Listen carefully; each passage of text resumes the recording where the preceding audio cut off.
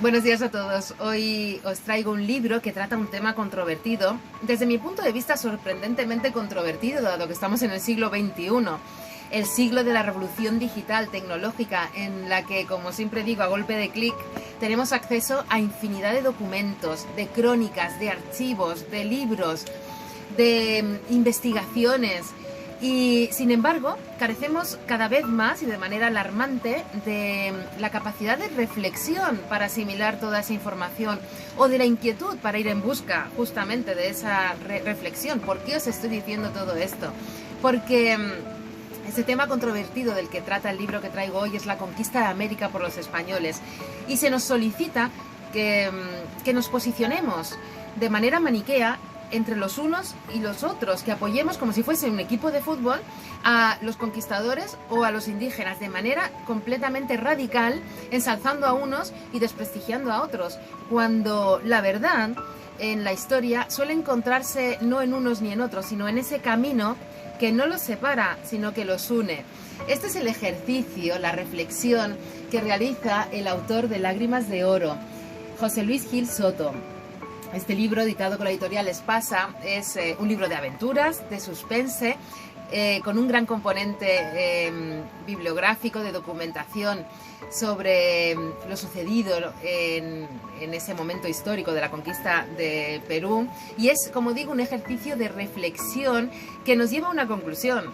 Y es que tanto los unos como los otros somos víctimas, y digo somos porque nos incluimos todos a lo largo de la historia, y las generaciones que vendrán, futuras, somos víctimas de las pasiones humanas. Y esto es lo que nos define. Del mismo modo que estas cuentas, que el oro se va engarzando en este collar y las esmeraldas, los personajes se van imbricando en la historia, una historia que se nos cuenta a través de dos ejes temporales, uno del siglo XVI y otro del siglo XXI, a través de 4 puntos de vista diferentes, que podemos pensar opuestos, y sin embargo vamos descubriendo que son complementarios. En realidad se asemejan más de lo que puede parecer en un primer momento.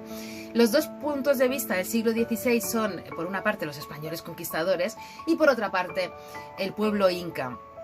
En Lágrimas de Oro nos sumergimos en la cultura inca de manera deliciosa, a través incluso de lo que comen, de su cosmogonía, de su concepción del universo, de su organización social, del rol que ocupaban las mujeres, algo muy muy interesante. Y por otro lado, en el siglo XXI tenemos a una teniente de la Guardia Civil que parte en busca de un collar que ha sido robado en una iglesia de Cáceres. Ese es el pretexto del inicio de la historia. Y por otro lado tenemos, más al lado que enfrente, tenemos a un coleccionista de obras de arte de dudoso origen, interesado por ese collar robado, que quizá no sea lo que parece tampoco. Un juego de personajes, de paralelismos, de estructura en espejo, que va componiendo toda la historia de Lágrimas de Oro, en la que sobrevuela por encima de todos los personajes el deseo de perdurar.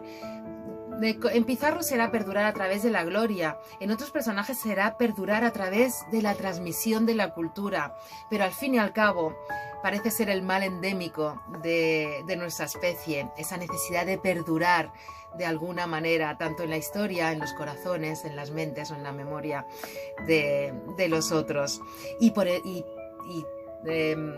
Enlazándolo todo, dos mujeres, Rebeca de Parma, por un lado, en el siglo XXI, esa teniente de la Guardia Civil, y por el otro, la enigmática y absolutamente maravillosa, que me tiene enamorada, Quispe Sisa. Espero que lo disfrutéis muchísimo.